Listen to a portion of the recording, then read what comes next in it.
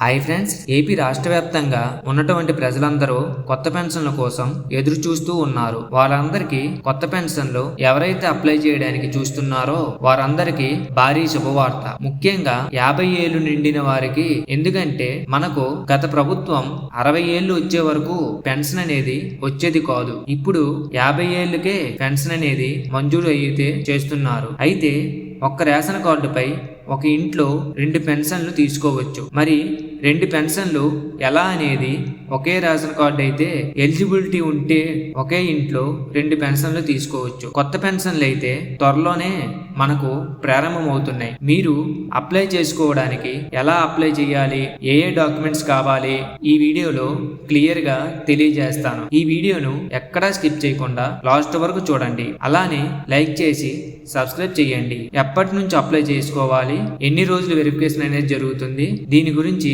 నేను క్లియర్ గా తెలియజేస్తాను. అలాగే ముఖ్యంగా వచ్చేసి మనకైతే ఒక గుడ్ న్యూస్. 50 సంవత్సరాలు దాటిన వారికి పెన్షన్ అనేది ఎలా తీసుకోవాలి. అయితే ఏపీ రాష్ట్ర వ్యాప్తంగా వికలాంగులకు సదరం స్లాట్స్ అనేవి విడుదల చేయడం జరిగింది. ఈ సదరం స్లాట్స్ 90% స్లాట్స్ అనేవి బుక్ అయ్యాయని ఏపీ ప్రభుత్వం తాజా సమాచారం తీసుకొచ్చింది. సదరం సర్టిఫికేట్ ఉంటే వికలాంగులు పెన్షన్ అనేది అప్లై చేయడానికి అవకాశం ఉంటుంది. ఎవరైతే వికలాంగులు ఉన్నారో తప్పకుండా ఈ సదరం సర్టిఫికేట్ తీసుకోగలరు. 50 ఏళ్ల పెన్షన్ తో పాటు వృద్ధాప్య పెన్షన్, ఒంటరి మహిళా పెన్షన్ గాని ఎవరైతే ఎదురు చూస్తున్నారో ఏపీ ప్రభుత్వం మంజూరు చేయబోతున్నారు. ముందుగా ఆయన ఎన్నిక మేనిఫెస్టోలో చాలా ముఖ్యమైన హామీ ఇచ్చారు. అదేంటంటే 50 ఏళ్ళకే పెన్షన్ అనేది అందజేస్తాం. ఈ 50 ఏళ్ల పెన్షన్కు కావాల్సిన పత్రాలు ఆధార్ కార్డ్ కంపల్సరీ.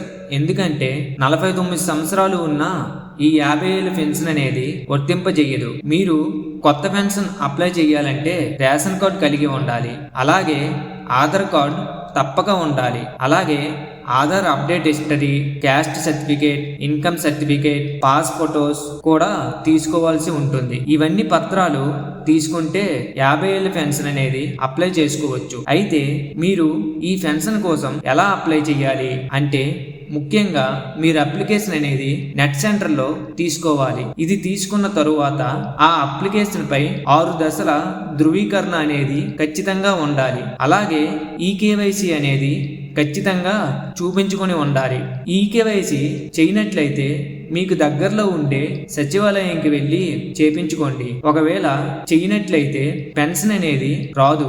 అలాగే ఆరోగ్యశ్రీ ధృవీకరణ అనేది పూర్తయి ఉండాలి. అంతే, ఇలా అప్లై చేయాలి. మీరు కొత్తగా పెన్షన్లు అప్లై చేయాలి అంటే మీ రేషన్ కార్డుపై మీ ఇంట్లో ఎవరికి కూడా 4 చక్రాల వాహనం అనేది ఉండకూడదు. అలాగే మాగాని 3 ఎకరాల పైన ఉండకూడదు. గవర్నమెంట్ ఎంప్లాయ్ అయి ఉండకూడదు. అలాగే ఇన్కమ్ ట్యాక్స్, 6 నెలల కరెంటు బిల్ అనేది 3 యూనిట్ల కంటే ఎక్కువ వస్తూ ఉన్నా ఈ పెన్షన్ అనేది రాదు.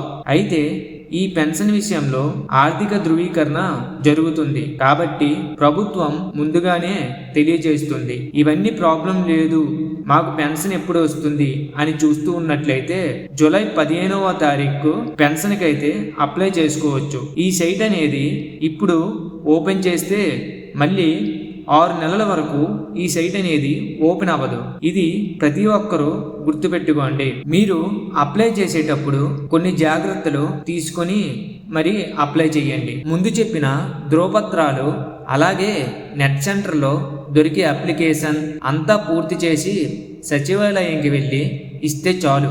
వాళ్ళైతే మనకు అప్లై అనేది చేస్తారు. అప్లై చేసిన తరువాత మనకు పెన్షన్ రావడానికి కొంత టైం అనేది పడుతుంది. అది కూడా ఎలాంటి ప్రాబ్లం లేకుండా మంజూరైన వాళ్ళకు మాత్రమే ఈ పెన్షన్ అనేది వస్తుంది. అలాగే నేను ఇంకో విషయం చెప్పాను కదా, ఒకే రేషన్ కార్డుపై 2 పెన్షన్లు ఇస్తారు అని. 50 ఏళ్ళు నిండిన భార్యకైనా భర్తకైనా ఒకరికే ఇస్తారు.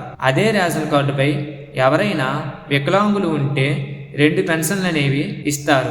మళ్ళీ ఇంకోసారి చెప్తున్నా, జూలై 15న పెన్షన్ కోసం సైట్ అనేది ఓపెన్ చేస్తారు. ముందు చెప్పిన ధృవపత్రాలు, నెట్ సెంటర్లో దొరికే అప్లికేషన్, పాస్ ఫోటో ఇవన్నీ సచివాలయంకి పట్టుకుని వెళ్ళి మనకు అప్లై చేయడం జరుగుతుంది. ఓకే ఫ్రెండ్స్, ఈ ఇన్ఫర్మేషన్ మీకు నచ్చినట్లయితే లైక్ చేసి మీ ఫ్రెండ్స్కి షేర్ చేయగలరు. అలాగే సబ్స్క్రైబ్ చేసి ప్రక్కనే ఉన్న బెల్ ఐకాన్ని క్లిక్ చేయగలరు. Thank you for watching.